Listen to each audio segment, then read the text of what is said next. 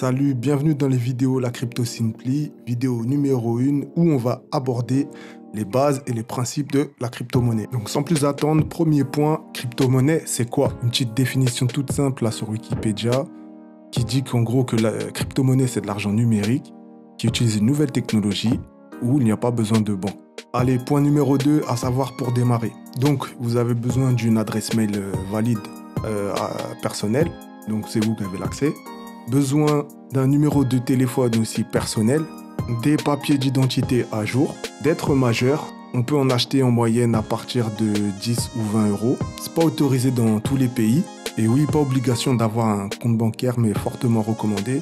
Ouais, rien que dans le principe, si on veut vraiment retirer l'argent, c'est mieux d'avoir un compte bancaire. Ensuite, il vous faudra vous créer un compte sur une plateforme d'échange. Pour l'exemple, j'ai pris Coinbase. N'oubliez pas, il y a mon lien de parrainage dans la description.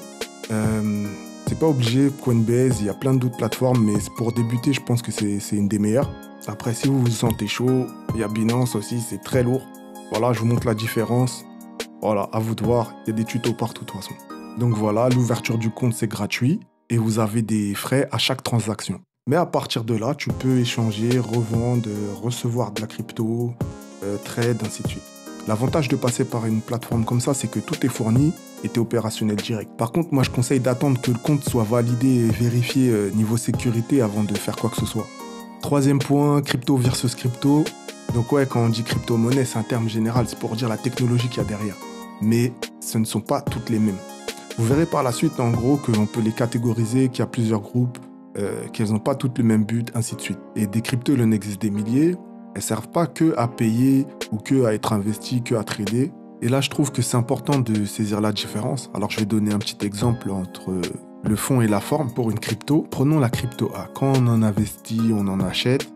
La forme, c'est des actions en bourse derrière, des moyens de paiement, de l'or numérique. Et en dessous, prenons un autre exemple que j'ai nommé CryptoK.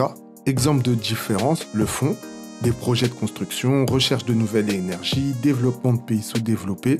Quand j'achète, j'investis dans ça réellement. Mais c'est pas tout. Prenons un troisième type, la crypto X, qui est un mélange de fond et de la forme. Et là, je donnerai qu'un exemple. La crypto X, quand j'en achète, j'investis dans une société qui sécurise les transactions bancaires dans un pays sous-développé.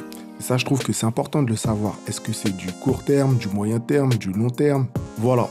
Et quatrième point, comment en obtenir simplement? J'ai beaucoup parlé de plateformes d'échange, d'achat, mais ce n'est pas le seul moyen. 4 façons d'en obtenir simplement. La numéro 1, l'échange, compte de l'argent, on en achète.